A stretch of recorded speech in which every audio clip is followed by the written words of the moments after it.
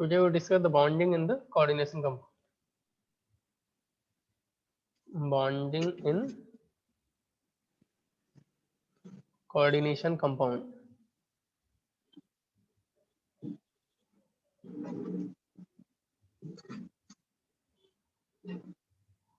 So coordination compound में bonding की अलग अलग थ्योरीज होती हैं। जैसे हम लोग केमिकल बॉन्डिंग में देखे थे ना, कोवैलेंट बॉन्डिंग की अलग अलग थ्योरीज होती हैं। Valence bond theory, valence shell electron pair repulsion theory, molecular orbital theory. ऐसे ही कोवैलेंट बॉन्डिंग की, कोऑर्डिनेशन बॉन्डिंग की भी डिफरेंट डिफरेंट थ्योरीज होती हैं। उसमें जो पहला थ्योरी है that is Werner's theory. Werner's theory is the first theory.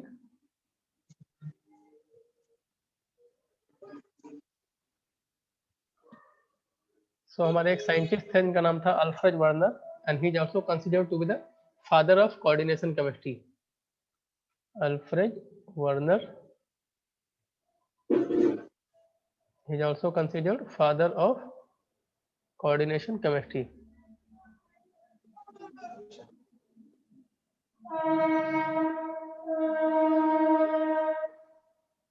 ठीक है। सो वर्नर ने क्या बोला कि इन्होंने बोला कि कोऑर्डिनेशन कंपाउंड में जो भी मेटल रहता है उसकी दो टाइप की वैलेंसीज होती हैं। एक तो होता है प्राइमरी वैलेंसी और एक होता है सेकेंडरी वैलेंसी। तो बेसिकली प्राइमरी वैलेंसी क्या होता है, इन्होंने बोला कि भाई दो टाइप की वैलेंसी होती है। एक तो प्राइमरी वैलेंसी होता है, मेटल की वैलेंसी होती है। प्राइमरी वैलेंसी को हम लोग प्रिंसिपल वैलेंसी भी बोलते हैं, और इसको हम लोग आयोनाइजेबल वैलेंसी भी बोलते हैं। आयोनाइजेबल वैलेंसी भी बोलते हैं। And next second one is secondary valency और नॉन आयोनाइजेबल वैलेंसी।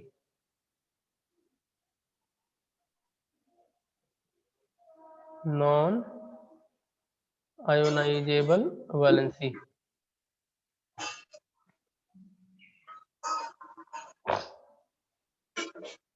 ठीक है। नाउ यहाँ पे प्राइमरी वैलेंसी क्या होता है? Primary valency nothing but it is basically oxidation number. जो सेंट्रल मेटल एटम का जो ऑक्सीडेशन नंबर होता है ना, उसी को बोलते हैं हम लोग primary valency. And what is the secondary valency? Secondary valency nothing but coordination number. Secondary valency nothing but coordination number. ठीक है। उसके बाद इन्होंने बोला कि भाई हर एक मेटल का अपनी प्राइमरी वैलेंसी और सेकेंडरी वैलेंसी दोनों को ही सेटिस्फाई करने का टेंडेंसी रहता है। प्राइमरी वैलेंसी को वो एनायन की हेल्प से सेटिस्फाई करता है, और जो सेकेंडरी वैलेंसी को है, सेकेंडरी वैलेंसी को लिगेंड से लोन पेयर ऑफ इलेक्ट्रॉन को एक्सेप्ट करके सेटिस्फाई करता है। राइट। यहाँ पे फिर ये होता है किसी भी मेटल की डिफरेंट डिफरेंट प्राइमरी वैलेंसीज होती हैं। We know that metal different different oxidation state show कर सकता है, इसलिए उसकी प्राइमरी वैलेंसी भी डिफरेंट डिफरेंट होती है। इसी तरीके से मेटल की सेकेंडरी वैलेंसीज भी डिफरेंट डिफरेंट हो सकती हैं। सेम मेटल का कोऑर्डिनेशन नंबर 4 भी हो सकता है, कोऑर्डिनेशन नंबर 6 भी हो सकता है। Right. Okay. So this was the main concept in the Werner's theory. अब यहाँ पे कुछ पॉइंट लिख लेना पहले, कॉपी करने के बाद राइट डाउन सम पॉइंट।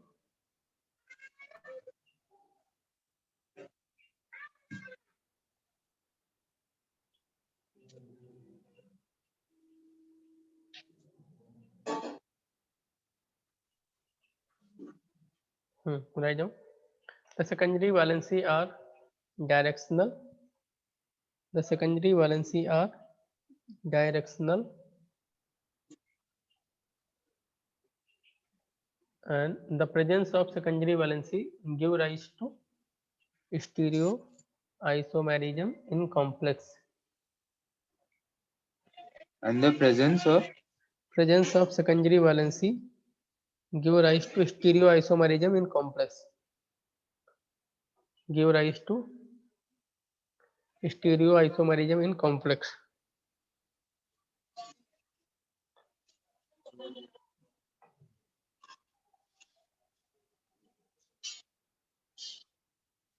ठीक है, उसी में कंटिन्यू करना। And the primary valencies are non directional, and the primary valencies are non directional.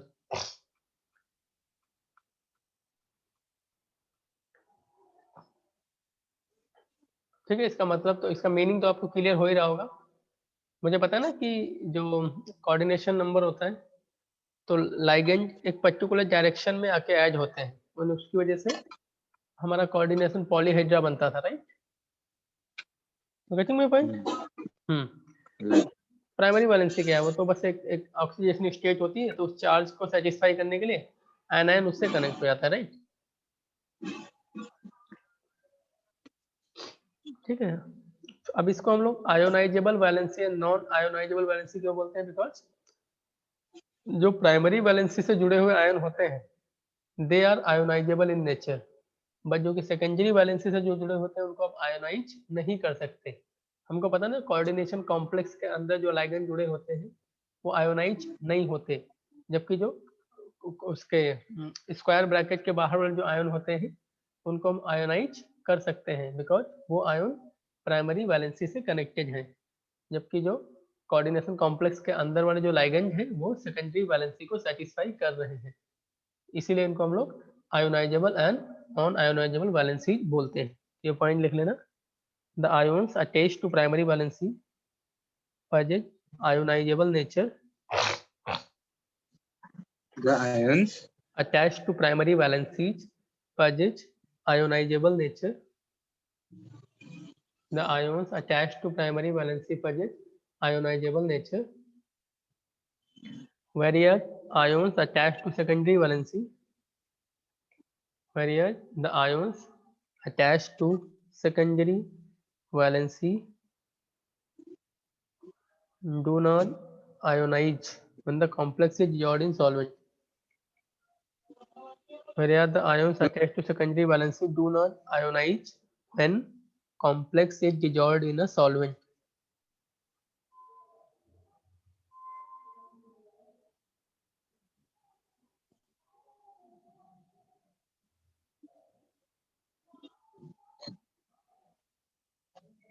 This point is clear?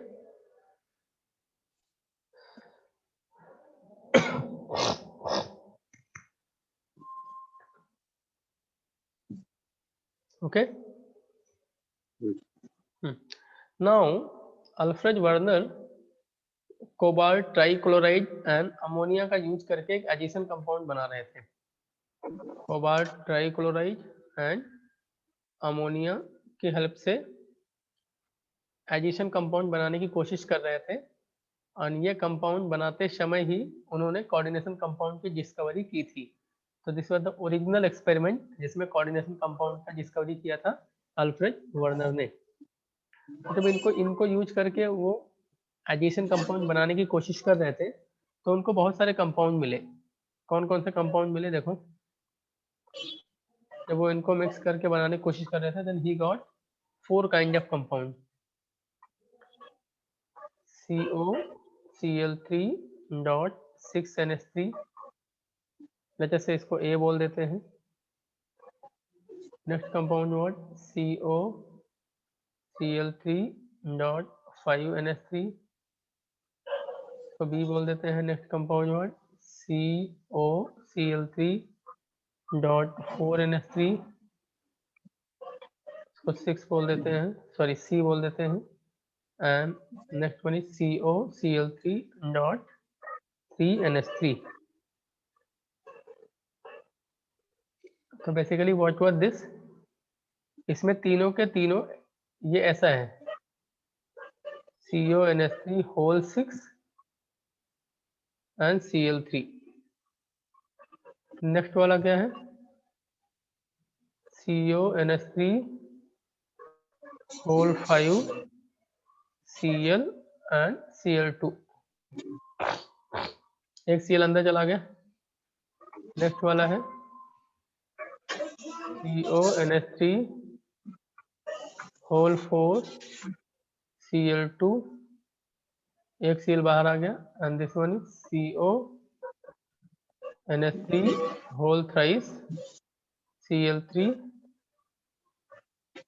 ठीक है। तो ये अभी आपका न्यूट्रल मॉलिक्यूल बन गया। अब इन कंपाउंड में उन्होंने डिफरेंशिएट कैसे किया था, तो देखो हम लोग इनको डिफरेंट मेथड की हेल्प से डिफरेंशिएट कर सकते हैं इन चारों कंपाउंड को। तो how to distinguish between them,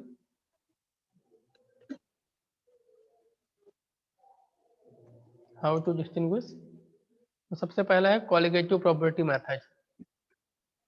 colligative property की हेल्प से उनमें आप डिस्टिंग्विश कर सकते हैं।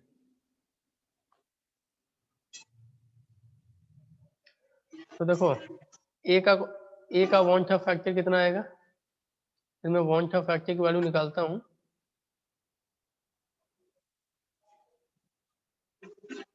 तो देखो I इज इक्वल टू, ए के लिए कितना आएगा, ए के लिए I आएगा 4, बी के लिए आएगा 3, सी के लिए आएगा 2 एंड डी के लिए I आ जाएगा 1, राइट। बिकॉज यहाँ पे 4 आयन मिलेंगे, यहाँ पे 3 ही आयन मिलेंगे, यहाँ पे 2 आयन मिलेंगे और यहाँ पे ये सिंगल मॉलिक्यूल है। Got the point. तो इसकी हेल्प से मुझे पता चल गया कि ये भाई जो 4 कंपाउंड मिले वो अलग अलग है, सेमी कंपाउंड नहीं।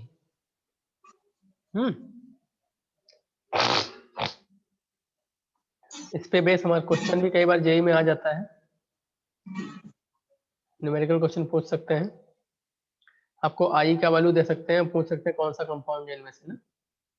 दे में give the value of I and they में ask which compound is.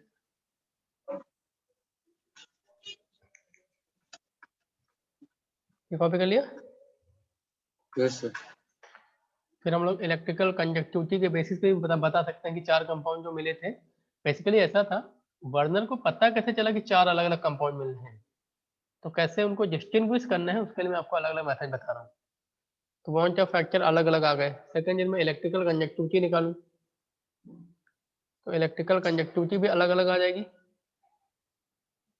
Electrical conductivity भी अलग अलग आ जाएगी। यदि मोल नंबर ऑफ आयोन्स है तो इलेक्ट्रिकल कंडक्टिविटी ज़्यादा होगी, लेस नंबर ऑफ आयोन्स है तो इलेक्ट्रिकल कंडक्टिविटी कम होगी, राइट। तो उससे भी हम लोग यहाँ पे पता कर सकते हैं कि भाई डिफरेंट कंपाउंड मिल रहे हैं। Because if higher number of ions are there,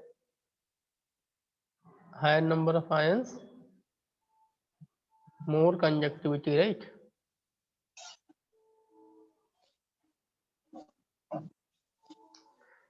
फिर एक और तरीका है reaction with specific reagent, reaction with some specific reagent.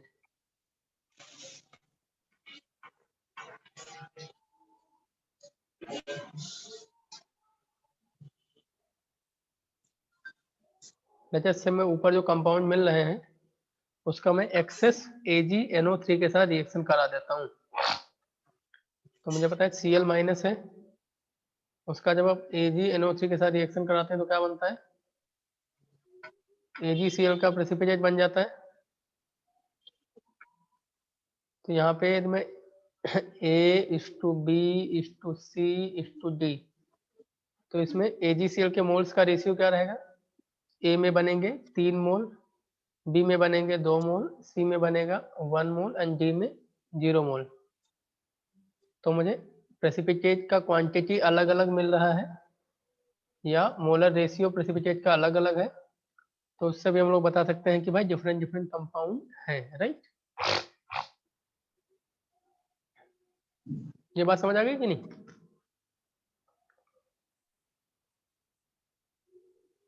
यार ये वाला और एक बात समझे। देखो ना ऊपर इधर में 3Cl3 बाहर है कि नहीं। हाँ पर मोल ऑफ कंपाउंड में 3 मोल ऑफ AgCl मिलेंगे कि नहीं। यहाँ पे यस पर सर। मोल में 2 मोल ऑफ AgCl मिलेंगे, यहाँ पे पर मोल में 1 मोल AgCl एक मिलेगा, यहाँ पे कुछ भी नहीं मिलेगा, हाँ राइट। हाँ वही यस लिखा सर। हूँ, पर mole of yes compound gives different moles of AgNO3, right? Yes sir. हाँ सर होगी। So this was Werner theory, जिसमें प्राइमरी वैलेंसी सेकेंडरी वैलेंसी की बात की गई थी।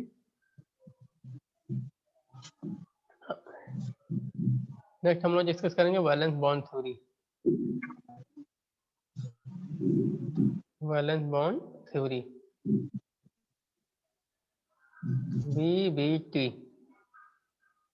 and this valence bond theory is very much similar to the valence bond theory of chemical compound। chemical compound में जो valence bond theory था, यहाँ पे भी valence bond theory वही होता है। ठीक है, तो बेसिकली होता क्या है, देखो मेटल के पास वैकेंट ऑर्बिटल होती है, जो सेंट्रल मेटल एटम है ना, उसके पास वैकेंट d ऑर्बिटल होती हैं, और लिगेंड के पास फील्ड ऑर्बिटल होती हैं, फील्ड ऑर्बिटल होती हैं। So there is a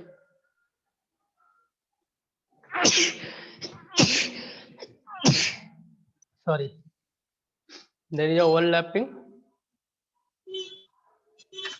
overlapping between vacant d orbital of metal and filled orbital of ligand। Okay,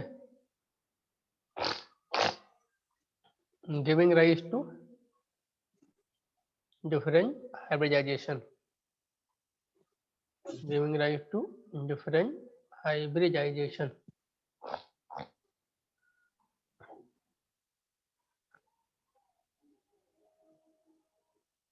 okay,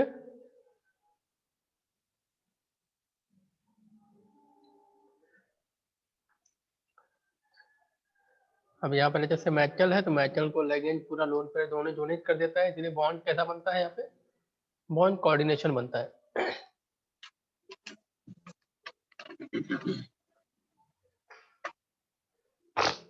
एक वैकेंट ऑर्बिटल है और एक फील्ड ऑर्बिटल है, तो उन दोनों के बीच में जो कोवेलेंट बॉन्ड बनता है उसको क्या बोलते हैं, coordination bond, right. Yes, sir.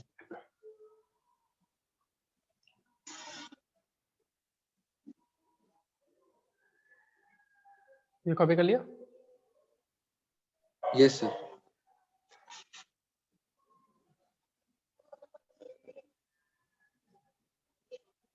No सी, जैसे हमारे पास कोऑर्डिनेशन नंबर 4 है, तो कोऑर्डिनेशन नंबर 4 में दो टाइप के हाइब्रिडाइजेशन पॉसिबल है।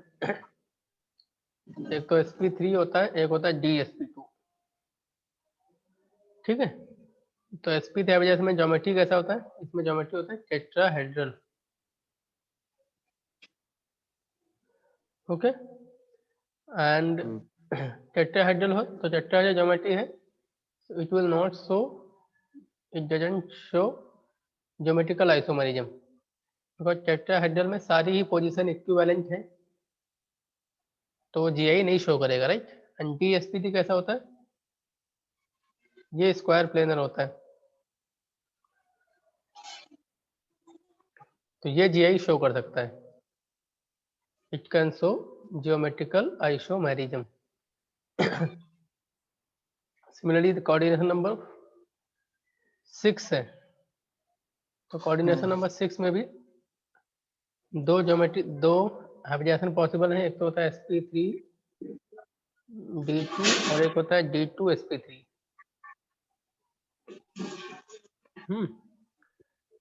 तो sp3 d2 दोनों में ही शेप कैसा हो जाता है, दोनों में ही शेप होता है आपका ओक्टाहेड्रल। इन दोनों में शेप कैसा शेप हो जाता है ओक्टाहेड्रल। एंड sp3 d2 को हम लोग बोलते हैं outer orbital complex, this is known as outer orbital complex, and this is known as inner orbital complex। inner orbital complex ऐसा क्यों बोलते हैं, इसके बोलने के पीछे लॉजिक क्या है, तो बेसिकली यहाँ पे क्या होता है, यहाँ पे ये जो डी ऑर्बिटल है ये वैलेंस शेल की डी ऑर्बिटल यूज होती है, वैलेंस शेल की डी ऑर्बिटल यूज होती है, जबकि यहाँ पे जो डी ऑर्बिटल यूज होती हैं ये पेनल्टीमेट वैलेंस शेल की यूज होती है, पेनल्टीमेट वैलेंस शेल। तो इसीलिए इसको हम इनर ऑर्बिटल बोल देते हैं, इसको आउटर ऑर्बिटल बोल देते हैं। ये रीजन समझ आया?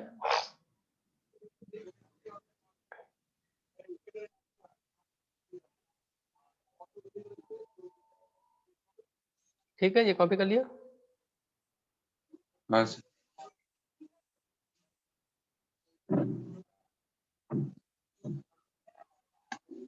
Similarly, coordination number 5.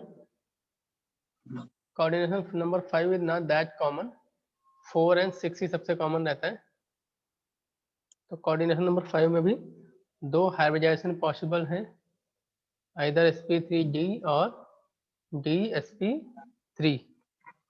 तो sp3d में शेप कैसा होता है? ट्राइगोनल बाई पिरामिडल, जैसा हमारा केमिकल बॉन्डिंग में होता था, ट्राइगोनल बाई पिरामिडल।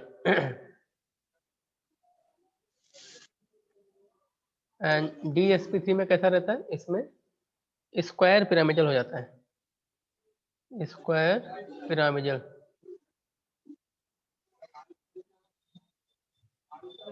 ठीक है,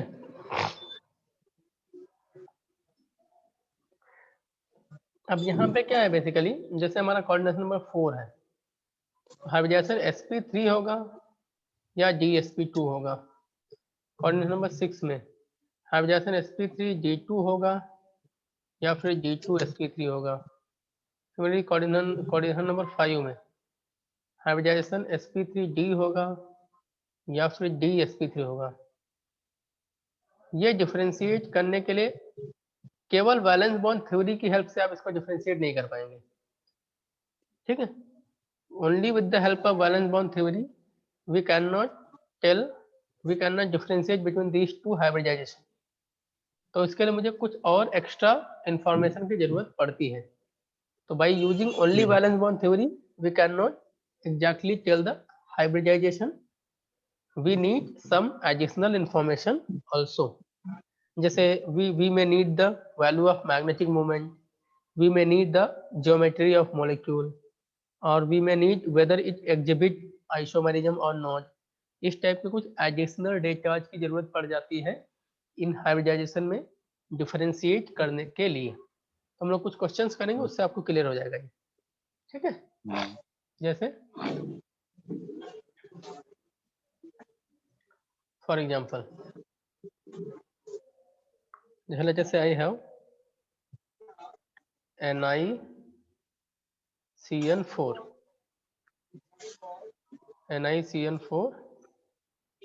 2 माइनस, आपको क्वेश्चन में दे दिया गया कि ये डायामैग्नेटिक है, ये डायामैग्नेटिक है, दिस इज गिवन। आपको एक्सप्लेन करना है। तो कैसे करते हैं, देखो मैं क्वेश्चन बता रहा हूँ आपको, हमेशा ऐसे ही करना है। सबसे पहले देखो यहाँ पे निकल का ऑक्सीडेशन स्टेट कितना होगा, ऑक्सीडेशन स्टेट इसका 2 है, निकाल के देख सकते हैं, निकल +2 स्टेट में है। तो +2 स्टेट में होने का मतलब है निकल का एटॉमिक नंबर होता है 28, इलेक्ट्रॉनिक कन्फिग्रेशन होगा आर्गन 4s2 एंड 3g8। तो निकल 2+ का क्या हो जाएगा, नंबर ऑफ इलेक्ट्रॉन 26, ये हो जाएगा आर्गन, इलेक्ट्रॉन 4s2 से गायब हो जाएंगे एंड 3g8 बन जाएगा। ठीक है, यदि मैं इसको थोड़ा सा ऑर्बिटल डायग्राम के फॉर्म में लिखता हूँ, ये हो गया 3g एंड 3g के बाद 4s को मैं इधर लिखूंगा एंड फिर 4d आ जाएगा, सॉरी 3g 4s के बाद 4p आएगा एंड देन 4d आएगा। तो this is 3g 4s and 4p। देखो इलेक्ट्रॉन भरते समय मैंने 4s को अंदर में लिखा बिकॉज एनर्जी के ऑर्डर में इलेक्ट्रॉन भरे जाते हैं, एक्चुअली 4s लाई करता है 3g के बाहर, इसीलिए जब मैं ऑर्बिटल डायग्राम बना रहा हूँ तो मैं 4s को 3g के बाद लिख रहा हूँ, राइट। अब यहाँ पे 3g में H इलेक्ट्रॉन है, तो मैं H इलेक्ट्रॉन भर दिया, इस तरीके से, राइट। अब ये बोलना है डायामैग्नेटिक है, तो यदि डायामैग्नेटिक है तो ऑब्वियसली इन दोनों इलेक्ट्रॉन को पेयर अप होना पड़ेगा। जब तक ये पेयर अप नहीं होंगे तब तक डायामैग्नेटिक नहीं हो सकता। हाँ, तो ये डायामैग्नेटिक वाला डेटा दे दिया गया, इससे मुझे पता चल गया कि भाई इन दो इलेक्ट्रॉन को पेयर अप होना पड़ेगा, तो मैंने ऐसे पेयरिंग करा दिया। ठीक है, अब देखो यहाँ पे एक ऑर्बिटल खाली हो गई, एक डी हो गया, एक एस हो गया और दो पी हो गई। तो मैं इन चारों को मिक्स करके इसका हाइब्रिडाइजेशन क्या हो गया, DsP2, और ज्योमेट्री क्या हो जाएगी, स्क्वायर प्लेनर। तो इस तरीके से ये ओरिजिनल डेटा जब दे दिया गया तब मैं इसकी ज्योमेट्री को प्रिडिक्ट कर पाया, नहीं तो हमारे लिए प्रिडिक्ट कर पाना डिफिकल्ट हो जाता, राइट। था तो DsP2 लेकिन हमको लगता है कि ये sp3 है और आंसर गलत हो जाता, राइट। Yes. कॉपी कर लीजिए। Sir, थोड़ा वॉशरूम प्लस यस यस।